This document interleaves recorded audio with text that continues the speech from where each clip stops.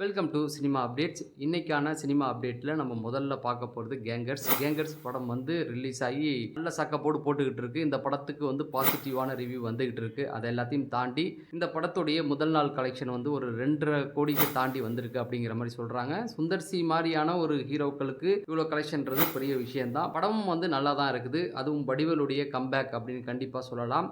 ஏன்னா ரொம்ப வருஷமாக வடிவேல் கம்பேக் கொடுக்க போகிறாரு அப்படின்னு சொல்லிட்டு வந்த படங்கள் எதுவுமே வந்து சரியாக போகலை. ஆனால் இந்த படம் அவருக்கு கை கொடுத்துருக்கு. சுந்தர் சியோடைய வழக்கமான படங்களில் என்ன காமெடி இருக்குமோ அதை வந்து வடிவேலுக்கு கொடுத்துருக்காரு. அதை எல்லாத்தையும் தாண்டி ஒன் மேனா வடிவேல் வந்து இந்த படத்தில் வந்து ஃபுல்லாகவே நிறைஞ்சிருக்காரு. படம் ஓப்பனிங்லேருந்து கடைசி வரைக்கும் வடிவேல் வந்து எல்லா சீன்லையும் வருவார். நிறைய கெட்டப், நிறைய காமெடி எல்லாமே வந்து வடிவேலுக்கு ஒர்க் அவுட் ஆகிருக்குன்னு சொல்லலாம். இந்த படம் நம்ம வந்து ஃபேமிலியாகவே போய் பார்த்து கொண்டாடலாம். நானும் படம் பார்த்துட்டேன், அதனால தான் சொல்கிறேன். படத்தை பற்றின சில விஷயங்கள் சொன்னோம்னா அது நல்லா இருக்காது. கண்டிப்பாக நீங்கள் குடும்பத்தோட குழந்தைகளோட போய் பார்க்கலாம். ரெண்டாவது பார்த்தீங்கன்னா குட் பேட் அக்லி இன்னையோட 16வது நாள் நெருங்கிடுச்சு அப்படிங்கிறது தான். 16 நாள் ஆயும் அதோடைய வசூல் என்ன அப்படிங்கிறத வந்து இப்பயே அஃபிஷியலாக வந்து படக்குழு சொல்லியிருக்காங்க. உலகம் ஃபுல்லாக 310 கோடி இந்த படம் வந்து வசூல் பண்ணிருச்சு. ஓவர்சீஸில் மட்டுமே 72 கோடி வசூல் பண்ணியிருக்கலாம். ஓவர்சீஸில் அதிக கலெக்ஷன் பண்ண படம் அஜித் சாருடைய படம் தான். அந்த வசூலை வந்து இதுவே முறியடிச்சிருக்கு அப்படின்னு சொல்கிறாங்க. அது எல்லாத்தையும் தாண்டி இந்த படம் ஸ்ரீலங்காவில் 14 கோடி வரைக்கும் வசூல் பண்ணியிருக்கான். அதாவது இந்தியாவில் வந்து காலைல 4 மணி ஷோ வந்து எங்கேயுமே கிடையாது. அது வந்து ஸ்ரீலங்காவில் மட்டும்தான் 4 மணி ஷோ. அதாவது இங்கேருந்து அங்கே போய் பார்த்துருக்காங்க அப்படிங்கிறது தான். அதனால தான் 14 கோடி வரைக்கும் அந்த படம் வந்து கலெக்ட் பண்ணியிருக்கு. இந்த வசூல் ஃபுல்லாகவே தல அஜித் தான் சேரும் அப்படிங்கிறது தான். அடுத்தது பார்த்தீங்கன்னா அஜித் சாருடைய அடுத்த படத்தை யார் இயக்க போகிறா அப்படிங்கிற ஒரு தகவல் வந்து வந்திருக்கு. ஆனால் அது வந்து நிறைய பேர் சொல்லிக்கிட்டு இருக்காங்க. முதல்ல வந்து பிரசாந்த் நீல் சொன்னாங்க. ஆனால் பிரசாந்த் நீல் வந்து ஜூனியர் என்டிஆரை வச்சு தெலுங்கில் ஒரு படம் வந்து கமிட் ஆகி இப்போ ஷூட்டிங் போயிட்டுருக்கு. அதனால் அவர் பண்ண வாய்ப்பு இல்லை. புஷ்பா 2 பண்ண சுகுமாரன் பண்ணுறதுக்கு வாய்ப்பு இருக்குது அப்படிங்கிற மாதிரி சொல்கிறாங்க. சுகுமாரன் அப்படிங்கும் பொழுதே வந்து ஒரு பவர்ஃபுல்லான ஒரு கதையை தான் தூக்கிட்டு வருவார். ரங்குஸ்தலம் அப்படின்னு ஆரியா இப்படி நிறைய படங்கள் அவர் பண்ணியிருந்தாலும் இப்போ புஷ்பா இந்த படங்கள் எல்லாமே வந்து அவருக்கு ஹிட்டு தான்.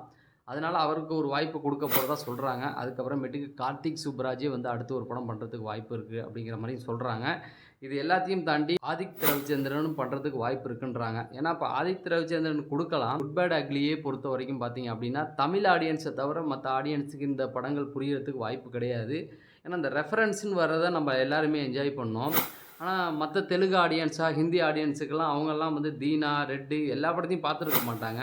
அதனால் எதுக்கு இந்த சீன் வச்சாங்க அப்படிங்கிற மாதிரியே குழம்பி போய் இருப்பாங்க. படம் மாதிரி அடுத்த படமும் பண்ணாருன்னா கண்டிப்பாக நல்லா இருக்காது அப்படிங்கிறது தான். ஏன்னா இந்த படத்துலேயே வந்து ஸ்க்ரீன் பிளே வைஸ் வந்து கொஞ்சம் கோட்டை விட்டுருந்தார். மாசாக காமிக்கணுங்கிறத மட்டுமே ஃபோக்கஸ் பண்ணியிருந்தார். அதனால் அவருக்கு வாய்ப்பு கொடுப்பாரா அப்படிங்கிறது கண்டிப்பாக தெரியல.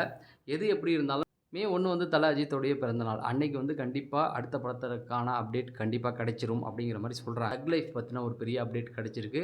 தக் லைஃப் படத்துடைய எல்லா போர்ஷனும் முடிச்சாச்சு, ஷூட்டிங் முடிச்சாச்சு. இப்போ ப்ரீ ப்ரொடக்ஷன் ஒர்க் போயிட்டுருக்கு. இது எல்லாத்தையும் தாண்டி கமல் சார் வந்து ஏஐலாம் கற்றுக்கிட்டு வந்தார் இல்லையா, அது மருதநாயகத்துக்கு அப்படின்னு சொன்னாங்க. இல்லை தக் லைஃப்லேயும் வந்து ஏஐ வச்சு சில சம்பவங்கள் பண்ணியிருக்கதா சொல்கிறாங்க. அது படம் வந்தால் தான் தெரியும். ஏன்னா அஃபிஷியலாக மணி சாராக இருக்கட்டும், கமல் சாராக இருக்கட்டும், அவங்கெல்லாம் வந்து சீக்கிரம் சொல்ல மாட்டாங்க அவங்க படத்தில் என்ன பண்ணியிருக்கோம் அப்படிங்கிறது. ஆனால் ஏஐ வச்சு ஒரு பெரிய சம்பவம் இருக்குது அப்படிங்கிறது தான். இது எல்லாத்தையும் தாண்டி இந்த படத்தோடைய ஆடியோ லான்ச் வந்து மே 16 நடக்க போகுது அப்படிங்கிறது எல்லாருக்குமே தெரியும். இப்போ இன்னொரு விஷயமும் இந்த படத்துக்காக பண்ணியிருக்காங்க. இந்த படத்துக்கான ப்ரொமோஷன் வந்து ஆஸ்திரேலியாவிலையும் ஒன்று பண்ணுறாங்களாம். தமிழ் சினிமாவை உலக சினிமா தரத்துக்கு கொண்டு போனது அவர் தான். நிறைய டெக்னாலஜியை இன்ட்ரடியூஸ் பண்ணதும் அவர் தான். அவர் ஆஸ்திரேலியாவில் ஒரு விஷயம் பண்ணுறாருன்னா காரணம் இல்லாமல் பண்ண மாட்டார். பட் ஆஸ்திரேலியாவிலும் இந்த படத்தை கொண்டு போய் சேர்க்க போகிறதா சொல்கிறாங்க. அதுக்கான ப்ரொமோஷன் ஒர்க் தான் போயிட்டுருக்கதாகவும் சொல்கிறாங்க. சரி, அடுத்தது பார்த்தீங்கன்னா ஜெயிலர் 2 பற்றின ஒரு பெரிய அப்டேட் வந்திருக்கு. ஜெயிலர் 2 ஷூட்டிங் வந்து ஆரம்பிச்சிட்டாங்க. அது வந்து இப்போ கேரளா, தமிழ்நாடு பார்டரில் நடந்துக்கிட்டு இருக்குது. சமீபத்தில் ஒரு வீடியோ வந்து வைரல் ஆகிட்டு இருக்குது. நீங்கள் பார்த்துருப்பீங்க. ரஜினி சார் காரில் வரும்பொழுது ஒருத்தர் வந்து கையிலேயே கற்பூரத்தை கொளுத்தி காமிச்சிக்கிட்டு இருந்திருப்பார். 90 காலகட்டங்களில் ரஜினி சாருடைய படங்கள் வருது அப்படின்னாவே அந்த ஃபஸ்ட் இன்ட்ரடக்ஷன் சீனில் நிறைய ரசிகர்கள் இதை பண்ணுவாங்க. ஸோ அதை தான் அவரும் பண்ணியிருக்காரு. ஆனால் ரஜினி சார் அதை பார்த்துட்டு கண்டுக்காத மாதிரியே போயிட்டாங்க.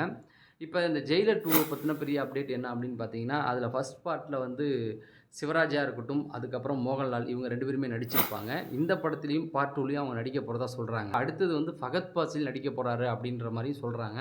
ஃபகத் பாசில் ஏற்கனவே வந்து வேட்டையின் படத்தில் நடிச்சிருந்தார். ரஜினி சார் கூட ஒரு காமெடியன் மாதிரியே ட்ராவல் பண்ணிட்டு வருவார். கடைசியில் இறக்குற மாதிரியும் காமிச்சிருப்பாங்க. இந்த படத்துலேயும் அவர் வராரு அப்படிங்கிற மாதிரி செய்தி கன்ஃபார்ம் ஆகிடுச்சு. பட் இதில் இன்னொரு முக்கியமான விஷயம் என்னென்னா, வில்லனாக வந்து எஸ்ஜே சூர்யாவை கேட்டிருந்தாங்க. இப்போ ஒருவேளை இவர் நடிக்கிறதுக்கு வாய்ப்பு இருக்குது, ஃபகத் ஃபாசில் வந்து வில்லனா வரதுக்கு வாய்ப்பு இருக்குது அப்படிங்கிற மாரி சொல்றாங்க. ஜெயிலர் 2 உடைய கதைக்களம் என்ன அப்படின்னு பார்த்தீங்கன்னா, ஜெயிலர் 1லேயே ஒரு லீடு குடுத்திருப்பாரு. என்னன்னா, ஒரே ஒரு சீன்ல மட்டும் காமிச்சிருப்பாரு. அந்த ஜெயிலரா வர ரஜினி சார.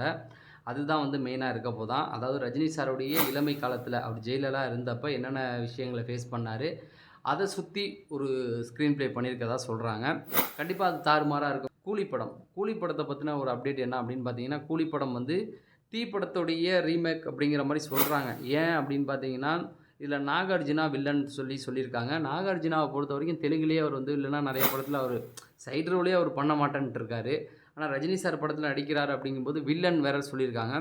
ஏன்னா தீ படத்த பொறுத்தவரைக்கும் தான் அதில வில்லன் பார்த்தீங்கன்னா, ரஜினி சார் தான் வில்லனா இருப்பாரு. அவருடைய தம்பி சுமன் வந்து ஹீரோவா இருப்பாரு. கதைப்படி. ஆனா உண்மைய பார்த்தா நம்ம மாத்தி புரிஞ்சிருப்போம். அந்த மாரியான ஒரு கான்செப்ட் தான் இது கரெக்ட்டா ஆகும். ஏன்னா நாகார்ஜுனாவுக்கும் தெலுங்குல ஒரு ஃபேன் பேஸ் இருக்கு. ஏன்னா ஜெயிலர் 1க்கே வந்து மம்முக்காவ கேட்டிருந்தாங்க வில்லனா. அப்புறம் ரஜினி சாரே வேணான்ட்டாரு. ஏன்னா காம்ப்ரமைஸ் ஆகணும். அடிக்கும்போது அது காம்ப்ரமைஸ் ஆகணும். ரசிகர்கள் ஒத்துக்க மாட்டாங்கன்னு. அதே போல தான் நாகார்ஜுனாவும். அதுவும் தெலுங்குல பண்ணும்போது அவருடைய ரசிகர்கள் ஏத்துக்க மாட்டாங்க. தீ மாரியான ஒரு கான்செப்ட்டா இருந்தா, கண்டிப்பா வந்து இது ஒர்க் ஆகும் அப்படிங்கிறது தான். கூடிய சீக்கிரம் இத பத்தின நெறைய அப்டேட்டுகள் வந்துரும். இதுல இன்னொரு விஷயம், ஆகஸ்ட் 14 இந்த படம் வந்து ரிலீஸ் ஆக போகுது. கூலி படம். இதுக்கு போட்டியா ரித்திக் ரோஷனுடைய வார் 2 வருது. இந்த வார் 2ல வந்து ரித்திக் ரோஷன் பிளஸ் ஜூனியர் என்டிஆர் 2 பேருமே நடிச்சிருக்காங்க. இந்த விஷயத்த வந்து ரித்திக் ரோஷன் வந்து சூப்பராவே சொல்லியிருக்காரு. முதல்ல ரஜினி சார் படத்துல தான் அறிமுகமான ரஜினி சார் வந்து எங்க அப்பாவுடைய படத்துல நடிச்சுக்கிட்டு இருந்தாங்க. அதில சின்ன பையன் ரோல்ல என்ன கூப்பிட்டு எங்க அப்பா நடிக்க வச்சாங்க. அப்ப நான் சின்ன சின்ன தப்புகள் பண்ணும்போது கூட எங்க அப்பா என்ன திட்டுவாங்க. ஆனா ரஜினி சார் வந்து அவர் பையன் மேல தப்பு இல்ல நான் தான் பண்ணிட்டேன் அப்படின்னு சொல்லி எனக்காக இது பண்ணுவாங்க. அப்படிங்கிறத நெறைய சொல்லியிருந்தாரு. இப்ப எனக்கு ரொம்ப பெருமையா இருக்கு. ரஜினி சாருடைய படங்கள் நான் குழந்தையா இருக்கும்போது ஹீரோவா இருந்தாரு. இப்பயும் நான் வளர்ந்து நான் பெரிய ஆளாகி என் படமும் வருது. இப்பயும் அவர் ஹீரோவா இருக்காரு அப்படிங்கிறத சொல்லி ரொம்ப பெருமைப்பட்டிருந்தாரு. எஸ்டிஆர் 49 இந்த படத்தில சந்தானம் வந்து நடிக்க போறதா கன்ஃபார்ம் பண்ணிட்டாங்க. எஸ்டிஆரே கேட்டாராம், "நீ வந்து என் படத்தில ஒண்ணு நடிக்கணும்" அப்படின்னு சொல்லி. அவர் கேட்ட உடனே சந்தானம் ஒத்துக்கிட்டாராம். சந்தானத்த இண்டஸ்ட்ரிக்குள்ள கொண்டு வந்தது எஸ்டிஆர் தான். அதனால அவர் கேட்ட உடனே அவர் ஒத்துக்கிட்டாராம். இத பத்தின டீட்டெயில் இன்னும் நெறைய இருக்கு. அத அடுத்த வீடியோல நான் சொல்றேன். சூர்யாவுடைய ரெட்ரோ படம். அத வந்து நம்ம கார்த்திக் சுப்புராஜ் வந்து ஒரு இன்டர்வியூல சொல்லியிருக்காரு. இந்த படத்த வந்து சூர்யா அவர்கள் பார்த்துட்டாராம். படம் பார்த்த வரைக்கும் அவருக்கு ரொம்ப புடிச்சிருக்காம். ரொம்ப திருப்தியாவும் வந்திருக்கு அப்படிங்கிற மாரி சொல்லியிருக்காரு. எல்லாத்தையும் தாண்டி இந்த படத்துடைய கதைக்களம் 90 காலகட்டங்கள்ல நடக்கிற மாரி எடுத்திருக்காங்களாம். அதை மட்டும் இல்ல, இந்த படத்துடைய ஸ்க்ரீன் ப்ளேயும் பார்த்தீங்கன்னா, 90 காலகட்டங்கள்ல நடக்கிற மாரியே அந்த காலகட்டங்கள்ல என்ன ஸ்க்ரீன் ப்ளே பண்ணியிருப்பாங்களோ, அத பேஸ் பண்ணி தான் பண்ணியிருக்கேன் அப்படிங்கிறதையும் அவர் சொல்லியிருக்காரு. எல்லாத்தையும் தாண்டி தளபதி படத்துடைய ஸ்க்ரீன் ப்ளே எப்படி இருக்குமோ அப்படிதாங்க இருக்கும் அப்படிங்கிறத போட்டு உடைச்சிருக்காரு. ஸோ இதுதான் இன்னைக்கான அப்டேட்டுகள். தொடர்ந்து சினிமா சார்ந்த அப்டேட்டுகள் தெரிஞ்சுக்க நம்ம சேனலை சப்ஸ்கிரைப் பண்ணி வைங்க. முக்கியமா சப்ஸ்கிரைப் பண்ணிட்டு பக்கத்துல இருக்க பெல் ஐகானை கிளிக் பண்ணி ஆல் குடுத்தீங்கன்னா தான் நான் குடுக்குற வீடியோ உங்களுக்கு நோட்டிஃபை ஆகும். கண்டிப்பா இந்த வீடியோவை லைக் பண்ணுங்க அப்படின்னு சொல்லி நான் விடைபெறுறேன். நன்றி, வணக்கம்.